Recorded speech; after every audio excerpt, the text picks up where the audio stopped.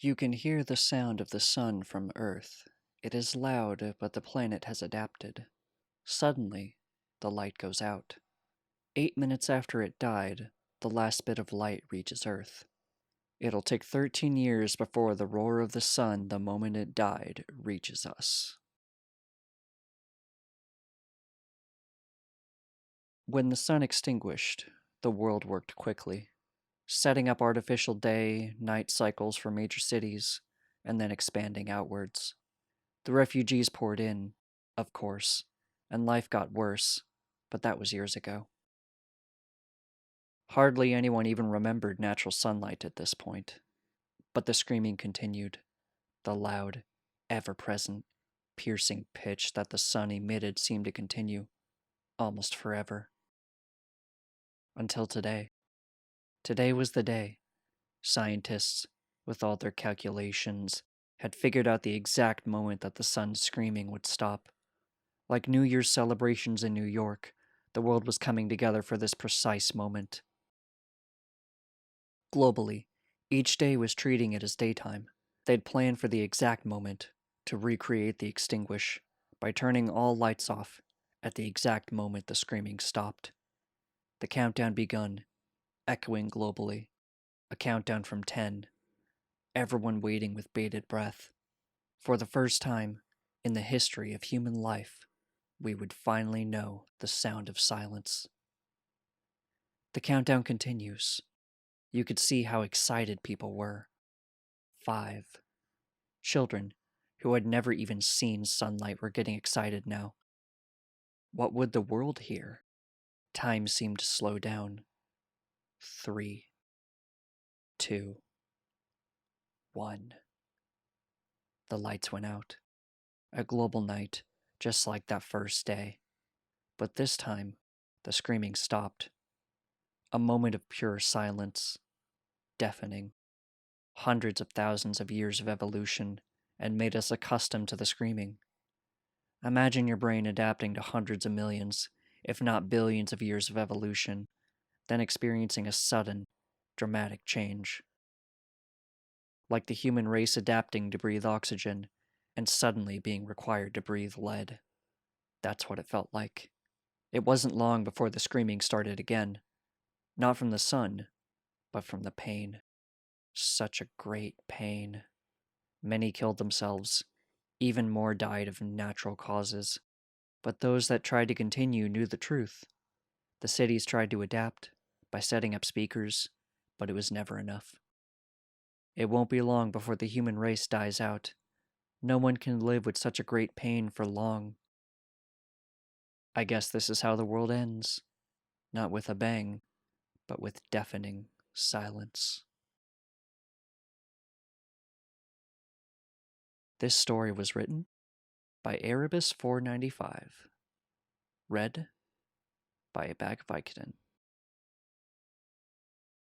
Thank you for listening. This next story was written by Merge Long.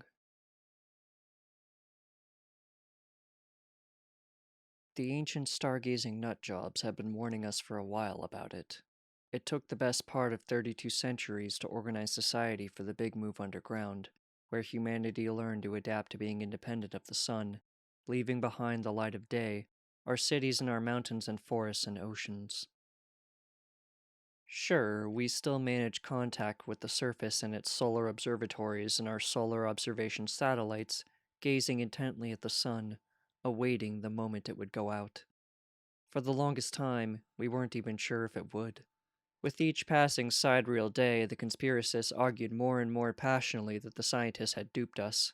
The greatest prank in history, one that had cost billions of lives and changed the entire course of human history. The rest of us, we clung on to that hope. Maybe the scientists were wrong. Maybe one day some whiz from Princeton, now located 10 kilometers beneath the old campus, would pop up and tell us the ancient astronomers had missed something, maybe miscarried a digit in their calculations or something, and we could all recolonize above. Geothermal energy meant we didn't need to rely on more temporary sources of energy, and 3200 periods meant scientists had plenty of time to work their magic and create wickedly ingenious ways of harnessing that energy. But come on. Compared to the warmth of sunlight on skin, the heat of the lower lithosphere is nothing. I would know, since I've been to the surface. Once, when I was 20. It started as a typical internship to the solar astronomy department at Cambridge. I entered data about solar maximums and minimums into programs for 6 sidereal months for Professor Lucia's work on the heliopause. But apparently I asked the right questions around the right people, and soon I was working as a research student by her side, parsing solar irradiance fluctuation models into the quantum supercomputers and publishing the results.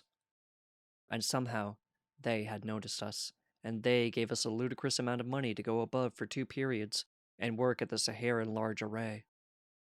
And so, sidereal months of security inspections later, I was working under the sun, one of 500 people in the entire world on the surface. Make better models with the data, they told us. We need to understand our own star better. Our models were apparently not that good, because while they predicted another 200 periods of sunlight, 6 sidereal months into the experiment, the sun started to go out. It didn't go out immediately, you know. You probably learned that in school anyway.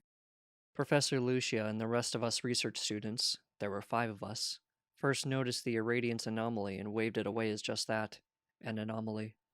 But it wasn't that. It was the beginning of a trend. And so 3 sidereal months later, all non-essential staff were evacuated back underground. By then, the average outside temperature had plummeted to 185K, and our instruments had started to fail anyway, not being designed for those temperatures. A sidereal month later, we followed them underground, the last humans to see the light of day, ever. We didn't have the best data from underground, but all data from our nuclear-powered autonomous observatories suggested that solar minimum occurred 3,224 periods, 4 sidereal months, and 22 sidereal days after Terror Day, and it hasn't risen since.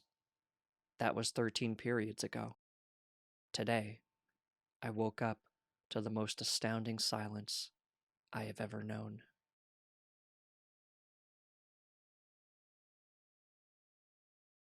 These 2 stories were read by a bag of Vicodin. Thank you for listening. Thank you for listening.